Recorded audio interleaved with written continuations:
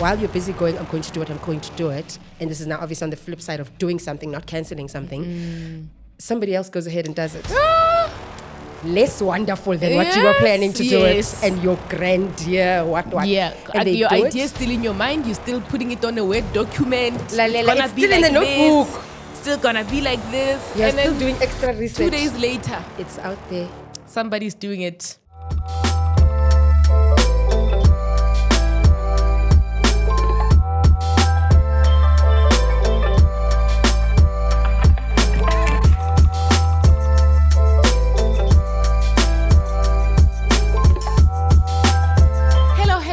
Hello and welcome to Business Done Right. My name is Kifle Lekabe, and as you know it, I am your favorite business coach.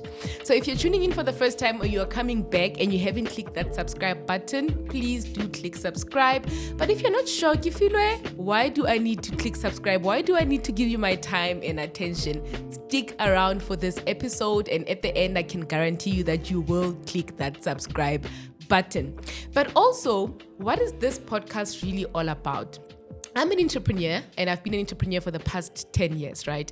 And through the highs, the lows, the ups, the downs, the figuring it out, the I don't know what is it that I'm doing, is this going to work out? Many businesses that I've tried that have failed, and up until this date, I feel like I've got so much to share through my own lived experiences. I want to create a space where I can share real, authentic experiences of what it's like to build a business, what it's like to be an entrepreneur, and what it's like to be a human in this world, right? Because I believe you can learn so much from me. But it's not only about me. I also bring in amazing guests that share the same experiences about their lives, about their journeys, so that you can see yourselves in them, in us, and see that, okay, I'm not alone in this world. I'm not alone with the things that I'm experiencing. It's human for me to be feeling the things that I'm feeling, but also creating that safe space for you to grow and develop yourself as well. So if you ever felt you're not good enough, feeling imposter syndrome, those feelings of, is what I'm doing going to work? This is a community that you want to be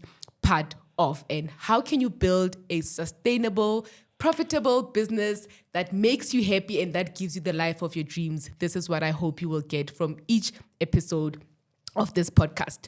So for this one, maybe you've seen other episodes that I've had. For this one, it's going to be a little bit different, right? And you guys can see that I'm relaxing a little bit because now I'm going to be comfortable. Now I've got a very good friend of mine here in studio today, right? She's also an entrepreneur. She's also a business owner. You know, she's a lot of things, right? And I met her a couple of years ago when I was delivering a training session for a particular organization.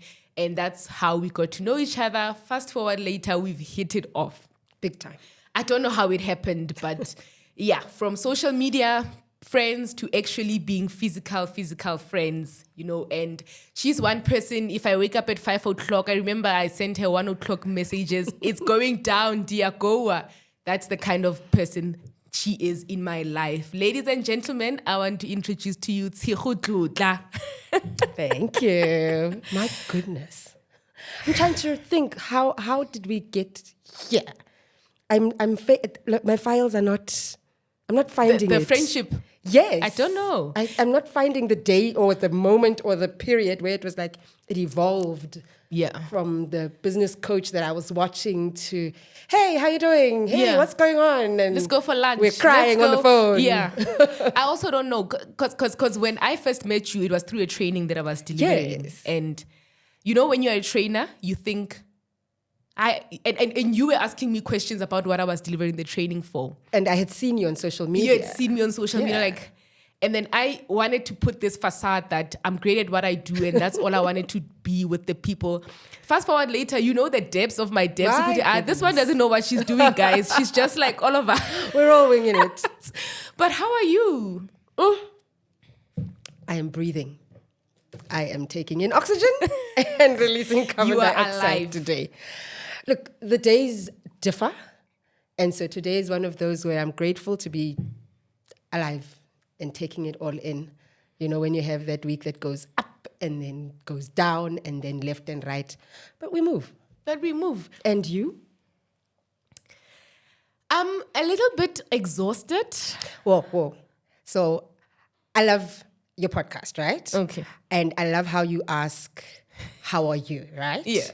So I have my way of asking my people how they are. So I'm going to ask it in my way. Okay. So Kifile, we'll talk about this week. What made you smile this week? Or what made you happy? But I like what made you smile more. Oh, what made me smile that I can say stands out is the training session that I had, because I train a lot of people, but there's this particular training session that I delivered for a group of entrepreneurs who are in the artisan space. And I think that was one of the best group that I've ever trained in my entire training career. Okay.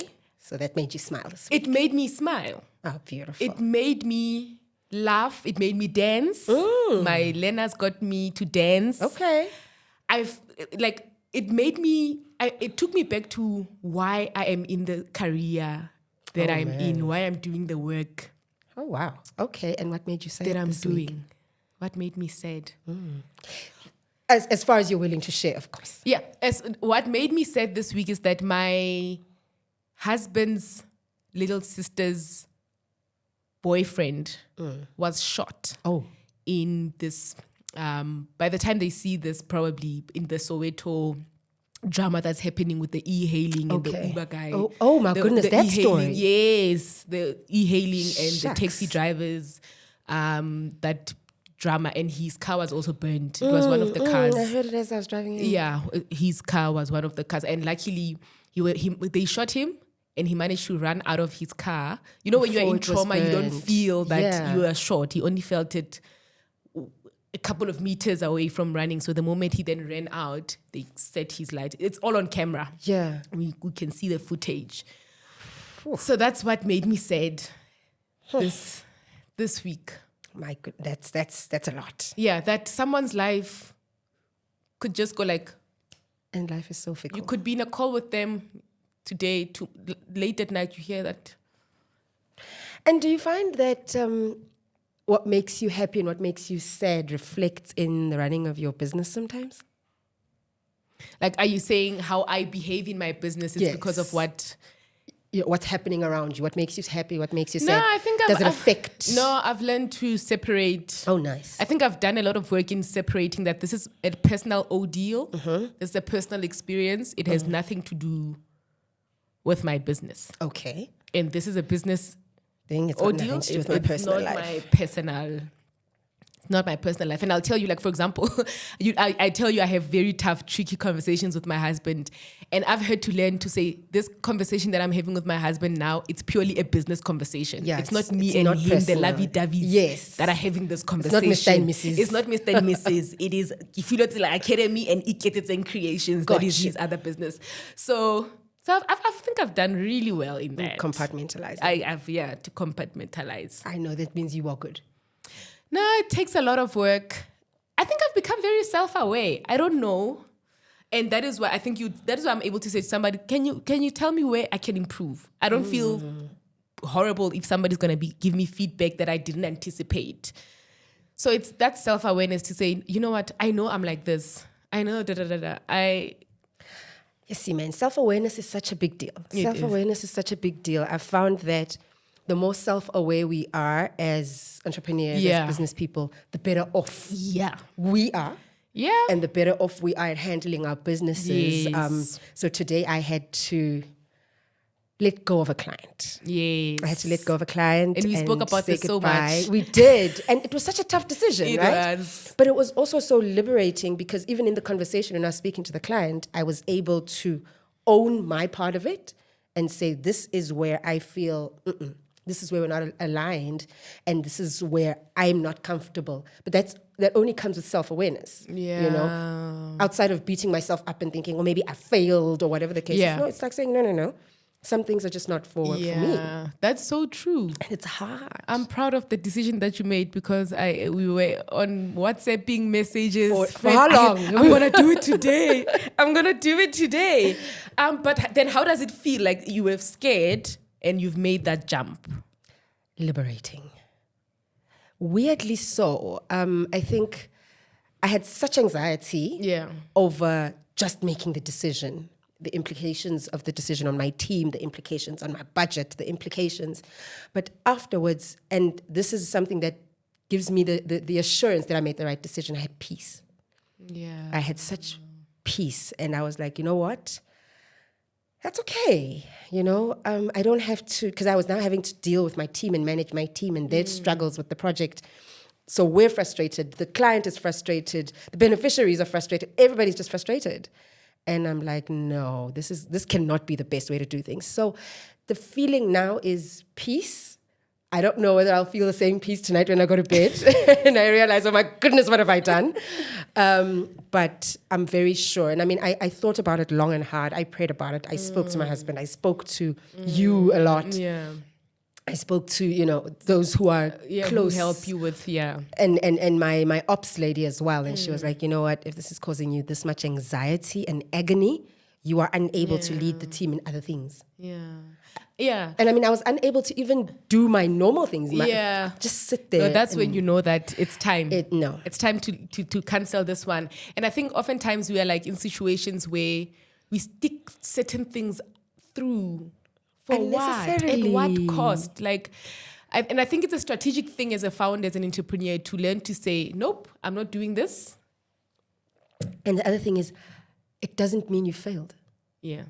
Because I think that's one thing that does it mean I failed at this project? Does this mean, you stick it through to the end? There's how many products did we see in stores that don't exist today anymore? You know what I mean? But the companies are still great companies. Like if we look at what is this big company that makes a lot of products? It's the holding for these products, man. Your Bokomos. There's Tiger Brands. There's Tiger Brands. What's this other one? Oh, is thing that makes your soaps and Nestle. Oh yes, Nestle. Nestle, yes. Not Nestle. Nestle. It's because it's a household. Yes, they've got many. They've had many things. Think of how many products that came out into the market and they are not here. Exactly, and they've pulled back and whatnot.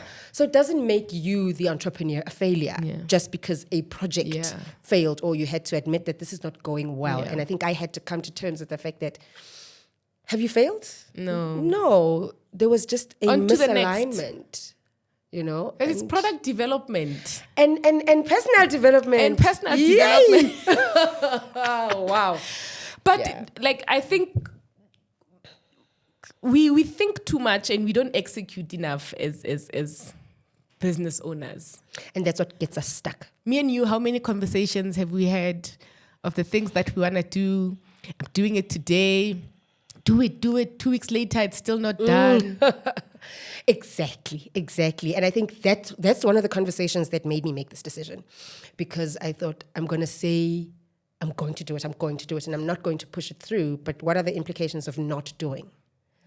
Because one of the things, and we had this conversation as well, is while you're busy going, I'm going to do it, and this is now obviously on the flip side of doing something, not canceling something, somebody else goes ahead and does it.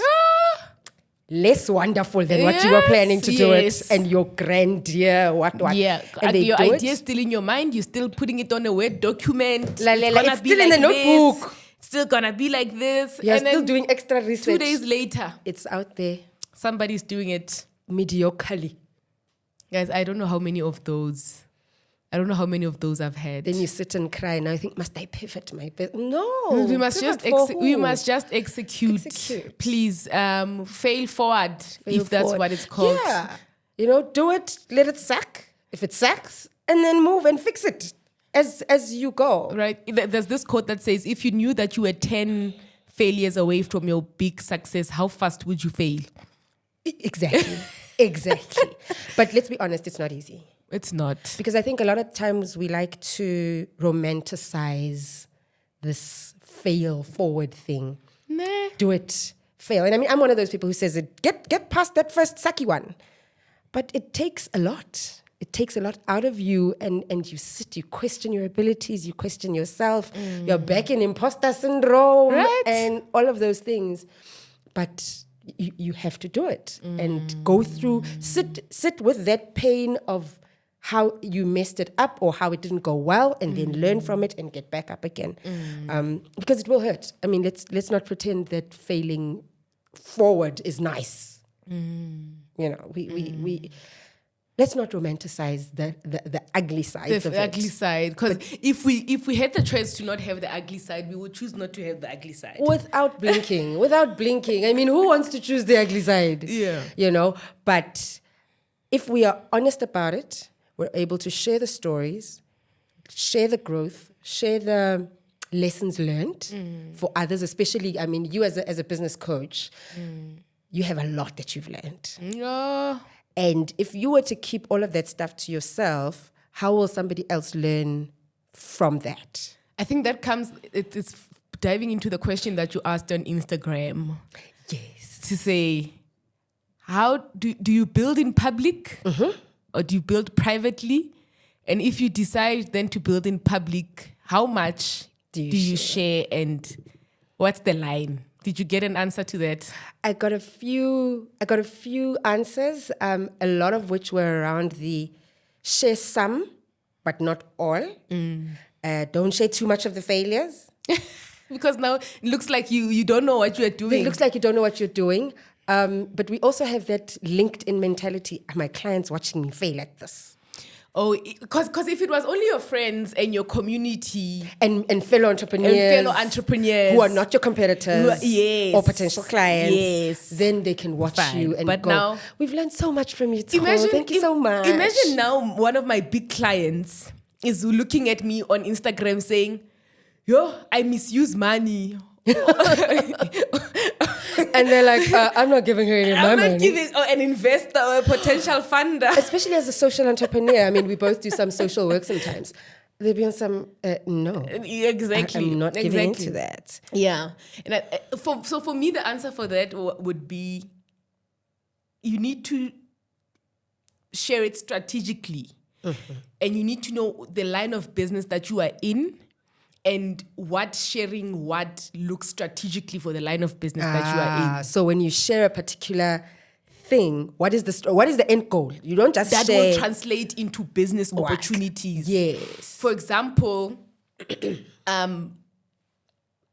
I have I'm in the entrepreneurship space, I train entrepreneurs and I coach a lot of entrepreneurs. So if I'm gonna share that, guys, as a business owner, I've had an issue with a person that I hired, and this is how I dealt with the situation. It took me out for a moment. It's a strategic move. Yeah. Because then somebody who is going through the same thing would probably then come to my classes if I'm doing a training session on how to deal with employees. Because then I've shown them that I experienced that thing and this is how I managed to overcome it. So if you come to me, I've got a lived experience to help you also move away from. So for me, for the work that I do, sharing my failures is not to say I'm sharing my failures and it sucks, I'm giving up. It's I've gone through this, therefore I'm the right person and I'm very competent enough. Yes. Okay. So it's a strategic sharing. Yes. It's actually one of the answers I got was my sister who said to me, share your wins and then share a part of the journey that led to a win. Yes. So it was a challenge and then this is how the win came about. I think also, look,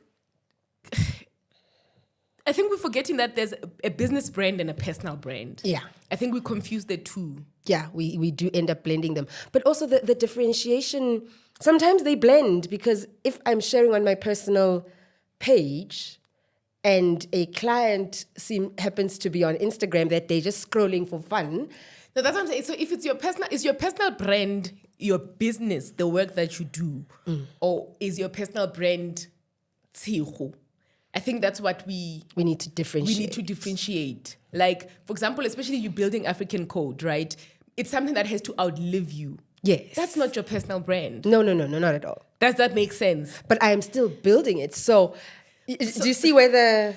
But when you talk about your personal brand, you're talking about Tshego, not...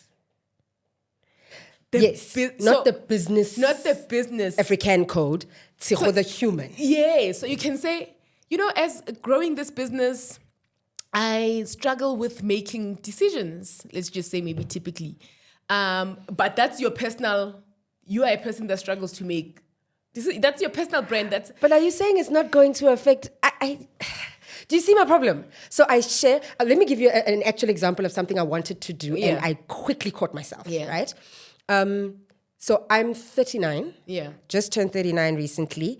And from around the age of 37 going towards 38, I started going through into perimenopause. So my body started changing. That means my mood, my hormones, and everything started to affect everything else.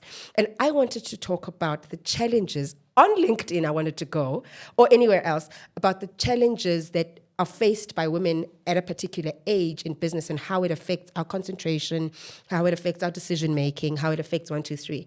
And the one thing that stopped me was, if a potential client sees that I am struggling to manage my hormones and my mood, are they going to look at me like that girl, like Vela? That's why women must be out of the boardroom and what. You know what my answer to that? You know what my answer to that is? You are the one thinking that your client is not going to think that the moment they see it. Remember, your client is a human being as well that's going to read it.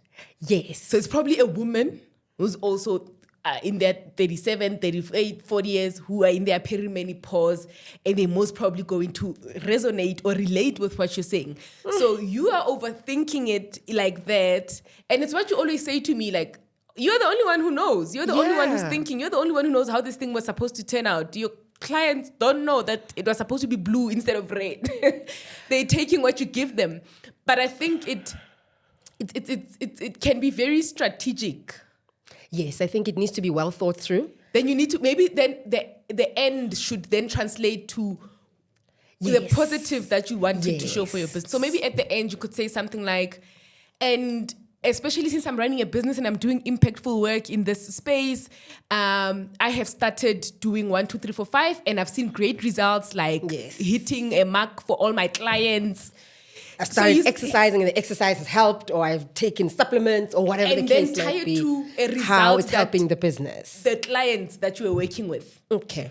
So maybe you say, and since I've gotten more energy now, because now I understand this, one of the clients that I worked with, I gave them 80%. Okay. I saved them 80% of their costs by virtue of that. So you see, now it becomes strategic. It's like... Okay.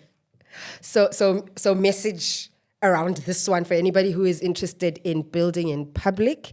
Build in public, share your wins and your highs and your lows, but remember to make it strategic. Always and the end goal. What should it do for my business if my client hears this as well? Okay. And I know another thing also that I want to caution other entrepreneurs, what we tend to do, and I think that's what we mistaken build. We think building in public is always talking about how sad you are and how hard business is. But think about it. If I'm your client, and you're doing a post and you're telling me about how exhausted you are, business is so hard, you want to give up, you don't know what to do. I don't want to give you my money. Yes. So that's not building in public. When we say building in public, we're not saying, go tell us about how angry you are. You get what I'm saying? Yeah. That's not strategic. That's you basically bad-mouthing your own business. Okay. Yes. Okay. So build in public, share your journey, don't badmouth your business. I think that's what we're trying to get. Don't badmouth your business. Yes. There we go. Because now if a client is listening... I think we've hit it. I think we've hit it. Yeah. Share. Grow. Because I've seen people who said, the one thing that helped me was that I built in public. And I'm like, okay, what exactly does that mean? Don't badmouth your business. Simple. In the public. So say, yes, so I've had a rough day and this is how I did it. And this is how, coming back from my rough day, I was able to help my clients and. Yes. Like, for example, imagine I'm building in public now, and maybe we are here in this podcast, and maybe there were challenges that happened, like we were running late, guests were running late, and then I do a video of that, yo guys, today my podcast is horrible, everything was running late, and then tomorrow I send an email to somebody and say, can you please be a guest at my podcast? Hey, okay. And then they think, okay, yeah, that podcast, that girl, that one who runs late half the time. So then how you shift it is to say, it's been such an amazing journey building a podcast. Sometimes I make mistakes because I'm still learning as I go. I've never done this before. And it's so amazing that I've got clients who are always so understanding, who are always helping me grow and improve with what I am building, despite some of the hiccups that we will experience here and there in the business, And then you say, maybe then you can make an example like this. One time I was running a little bit late because my tire had burst, but my clients were so patient. My podcast guests were so patient. And we managed to make it. And then we managed to make it, and the conversations was amazing. The next person that you invite now, you framed. Yes, can trust you to do better. That's what we mean by building in public. I think that I can take home with me. Yeah. So if I'm going to build in public, that's if I decide to build in public. Yeah. We're still on the fence. Yeah. And then I'm very curious because you're my friend. I want to ask you if you could change, or if you're president for a day and you could build your own world, what would you build? Like, let's say we give you South Africa and we say, build South Africa from scratch. Yeah. We're giving you a day. Yeah. What would you do? Oh, but that's easy for me. I would go straight to the education system but that's what I'm passionate about. That's what I... But we are not all passionate about education. Okay, let's hear it. Okay, yeah, we're not all passionate about education, but it affects all of us. Every single one of us. I don't care who you are and what you drink. It affects all of us. So I would go straight to the education system, make a couple of tweaks there, and equip and empower those who are in charge there, because that will give us longevity. After the day that I've been given, those changes that I have made must be at a policy level so that the implementers can carry on after I'm gone. Yo, now I'm overthinking was how I would change South Africa in a day. Are you overthinking? What would you do? Well, like you're changing a portion of South Africa in a day. Well, the education space. We can't boil an ocean. But I guess you are given the day you can boil the ocean. I don't want to. Why? Because the way my brain works is bit by bit by bit. If we can fix this now part... Now we're not doing that. So now we are boiling the ocean. You've been given the chance to boil the ocean. Yeah, but I don't want to boil the ocean. That's the whole point of this activity. Boil the ocean. But that's the problem with most of us. We try and boil the ocean, and you've been given a day to boil the ocean. Do you know how much havoc and problems I would have caused in trying to boil the ocean in a day? You know, for me, if I were to change the world in a day, I would get rid of us working for money, and we work every day. For what? And the government feeds us all. And then what? Yeah, we just live like that. Like, okay. We all have a house. Something similar to, if I'm not mistaken, something similar to what you've got in Dubai, where there's, if you are a citizen full in your right mother and father or something, there's a certain amount of money that comes to you. Is it the UAE? I'm not sure. Yeah. Where there's a certain amount of money that comes to you and your basic living is cared for. That's what I want. And then what you do is for vibes, you. Is to be extra. Yes. If you want to be rich, then let you do that. But your basics are covered. Yeah. No, you don't. There's not even I want to be rich. There's no level of you can get beyond this. We all live, if it's the same house for all of us. Okay. All the houses in the country look the same. We all eat the same food. Oh, no. We drive the same cars. Oh. They always have petrol. Poke my eye out. They always have petrol. When I'm hungry, there's food. Okay. I just wake up and do what I want to do. Okay. I see you. And I don't see you. Now, look, I see you in that you want that. It's the standardization. You don't want that kind of a life. No. Where you didn't have to work anymore. I want a life where I didn't have to work anymore. But I don't want to have the same house as my next door neighbor. But that's the only way then we can survive in a world where... It is the only way. And that's why, for me, I guess I would end up throwing the baby out of the bathwater. So you can't live in my world. I can't live in your world. Don't want to live. We're so different. We're so diverse. I think we would suffocate if we had to live the same lives. You are thinking like a CEO now. I want you to boil the water. I'm thinking like a mom also. Yeah. And I'm thinking like a normal human being. No, I want to live in my country just for one day. Just for one day. Just for one day. Just for one day. Look, we all have our ideals. And yes, I'm thinking like a CEO when I say I can't boil the ocean. And I guess because I've never thought about what it would look like if I were to boil the ocean. And like I said, the me that I am, is not the boil the ocean type of girl. Like, So you would create a world where we don't boil the ocean. I'll create a world where we each boil our own our own kettle. But that's the world that we're living in now. So let's keep going. Clearly. I just want us all to boil the kettle that I want us to boil. I would have us all focus on what I want us Your to focus kettle. on my kettle. And then we can boil the ocean from that angle and go that way. Because remember, for me, because of where I am, I believe that if we fix this one, in the long run, it will fix everything. And while you are there boiling your kettle, if we fix that one, it fixes things from that angle. And before you know it, the ocean is boiled. That's why I think I'm okay with the way things are.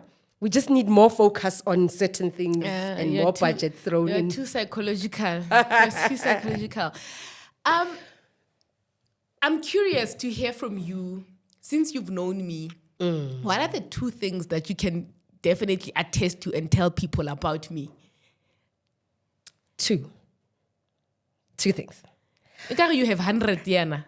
Well, so you and I have gotten to know each other quite deeply over, one thing, I know that you are deeply passionate about empowerment.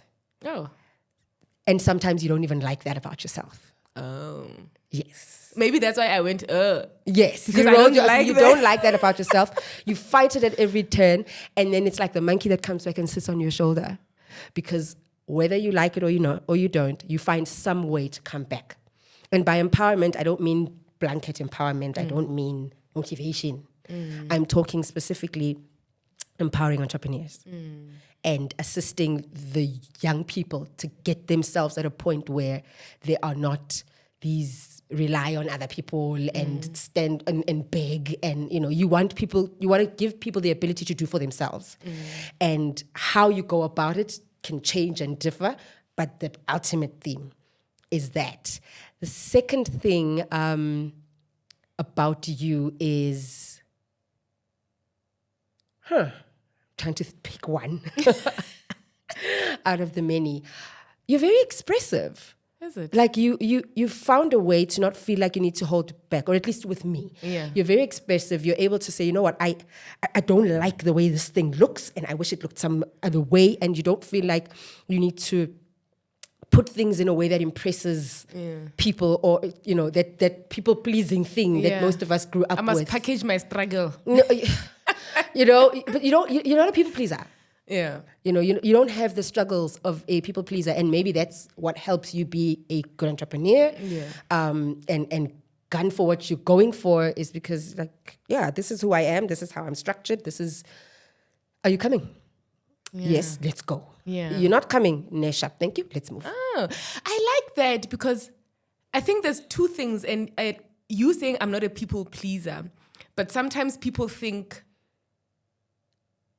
like, people would always say to me, you're an overthinker, and I think then they think that it's because my overthinking is I'm trying to people please. Oh no, that's but I'm definitely trying, not. And now that you're saying that about me, I was not aware. It's not that when I ask people questions and I ask, how can I improve? Or asking, does this look good? People think I'm trying to please them. No, it's just that I like excellent. Yeah, no. You are definitely not you are an overthinker, standard. Yeah. But you are not you don't do it to please people. You have your standard. Yeah. That you want to reach and what you want to put out into the world. And you're like, nothing less than. Yeah. And so you check and you overanalyze and sometimes have analysis paralysis because of it. But and people think I'm doing it to please people, but no, I just want my work. They must come and ask me. My work must look a certain way. It must look a certain way. Like, guys, come on. With me, with you, 2 things. Just 2. My goodness. Let me drink water for this. I think for me, since I've known you, you are a positive bubble in my life. Like, okay. You have a very positive bubble. Mm-hmm. Like, I know that I can call Tshego now, even if she's going through her own problems that maybe I don't know about at that point in time, she'll always make room and space for me. Okay. Does that make sense? It does. Yeah. It does. So, like, I know that I need a kick. I need a boost. Let me call Tshego. And I know I'll get the exact energy that I'm looking for from you. So that positivity that I will get from you, like, there's never a time when you're like, no, I'm not available now right now. I can't. oh, you don't make my problems wait. I don't know. And I don't know how you find the time in the room and the da-da-da-da-da-da-da-da-da-da-da. But yeah, that's what I've liked about you, and one thing about you. You know what I'm saying? I know I'll send a voice note, Kawani. If she can't hear it, she's probably sleeping. But if she can hear it, she'll play it. Sometimes you listen to my voice and say, I'm getting into a meeting now, but I'm listening to your voice note. I'm like, oh, that makes me happy, you know. And then another thing, you don't make yourself to look like you know it. And especially for your age. Okay. Yeah, like for your age, people who are like 39, their 40s, even 35, 36, they feel like they need to be at a certain point where I'm an adult now, so I must know. Have figured it out. I must have figured it out. Do you get what I'm saying? So because I'm very young, way very younger than you. Yes. My friend, I don't know how we are friends. And so well. With right? such a gap. With such a gap. But when I speak to you, you always feel like I'm doing this life thing for the first time. Yeah. Like you have that spirit in you. And I think a lot of your peers don't have that. Look, on that particular one, you've been an entrepreneur longer than I have. Yeah. Right? Yeah. And one thing I learned when coming into entrepreneurship is that I'm that old kid in class. Right? You go into varsity, you are first year, but you already had a career. And then everybody else is fresh out of school, so their minds are fresh. They see things differently. And it would be a miss of me to not grab the opportunity to learn from those who've been doing it longer, who are fresher, more energetic, got more, whatever. I am still bogged down by the 3 children that I've got to go home and feed. Yeah. So when somebody has got, especially if we vibe and we've got the same energy, I am going to feed, I am going to suck you dry. So that is probably what you are seeing and experiencing. And there are parts of life where somebody will say, she thinks she knows it. Like if you come and you want to talk to me about marriage, I'll be awesome. Okay, sit down. Yes. No, you listen tell to me. I'm a veteran. That's how.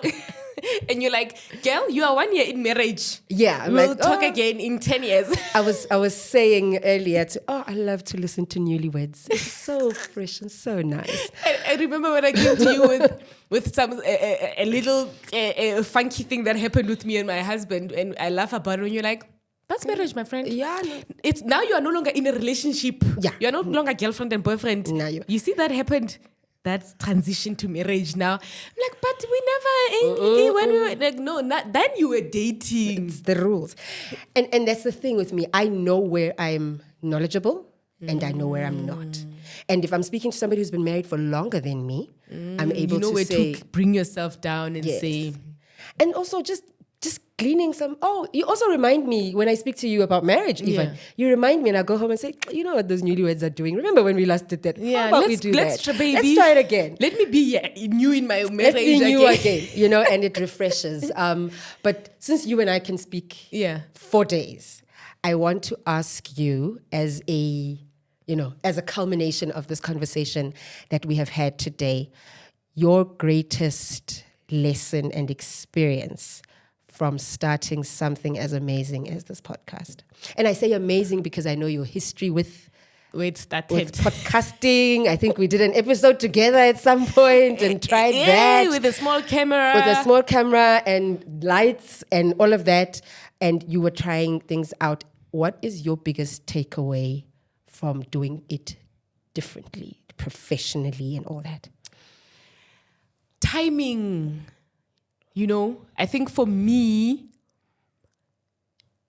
when I wanted to start this podcast,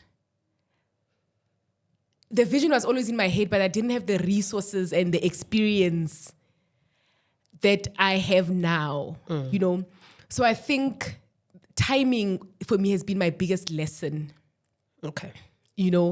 I love now, and the fact that back then, as I was still developing and growing myself, I wouldn't have met people that are making this possible. Okay. Like if this worked out when I was 23 years old, who the hell was I going to be interviewing and saying what to them? I had not built up, what we call social capital. Yes. I didn't have social capital when I was 23 years old to do like a podcast at this level and to actually share it with certain people Now I've got the social capital. So I think everything in life is about social capital. Who you are, who you know, what you've done in this day and age is what counts. Okay.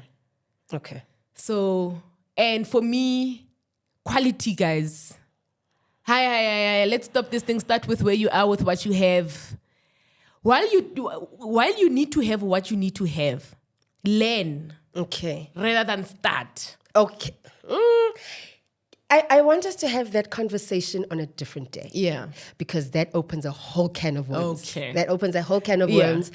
And maybe in the conversation, in the comments of this conversation, we can hear what some of your... what they want to ask us, Not just ask, but their thoughts on that start from where you are. Because it's a controversial... Hopefully when you have me, if you have me over again for this conversation, we will start there. Yeah. Because, start where you are made sense when YouTube was starting. Does it still make sense today? When there's 300 million podcasters. Or is it a barrier to entry? I think that's definitely a question that we would have. But like I said, you and I can go on for days. Takeaways for this podcast. Yes, I'm taking over because I'm that girl. Please take over because I am tired of being on this seat, of being the interviewer. I'm joking. This is now me bad-mouthing my... You see? We spoke about this. And now guests will be like... Do I want to go be interviewed by someone who's saying she's tired? No. All right. So, takeaways from today. If you were to summarize in a nutshell this conversation that we've had. You don't want to boil the ocean, and I'm a boil the ocean kind of person. Okay. And number 2, I'm not a people pleaser. Mm-hmm. So just because I overthink and I'm always asking, it doesn't mean I'm trying to please people. It's because I want excellent, good work all the time. Yeah. And I think the reflection of having you in my life, didn't stop to think, Tshego has been this person for me. So now I sat down and I was able to articulate it to yourself. Yeah. And that's say it to you, to say thank you, my friend, for being that you are so welcome. Positive bubble. So welcome. You know, people always tell me about my batteries always charged, and I never got what that means, but I think you've articulated it. I get it. I think I get it now. Yeah. I think I totally get it. Yeah. For me, I think one thing, when you're building in public, don't badmouth your business. Yeah. But build in public. Yeah. Because it creates trust. Yeah. It shows people who you are and where you're going. And I think for me also, be willing to learn from those who are younger than you. I mean, you are quite a number of years younger than me, and my goodness, the things I've learned from you, you know, have those conversations and be willing to share and exchange and compartmentalize. I think we spoke about a few things, compartmentalizing, growing, but, you know, just have that thing. But as just if I was to leave here, entrepreneurship is literally build in public, don't badmouth your business. Do it. If it doesn't work, do it again. Yes. And also sometimes let go when you realize, I think, this is not it.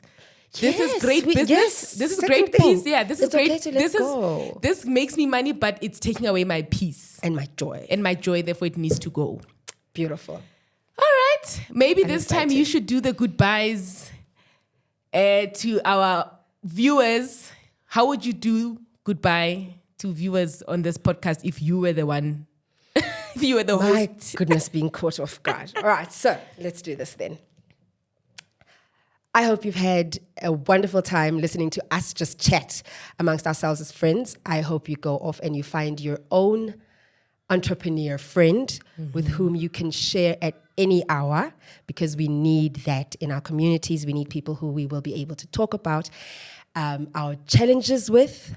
And I hope after all of this, you take a moment to like, subscribe, comment, and actually become part of this ever so quickly growing community of amazing entrepreneurs who are learning from each other every day.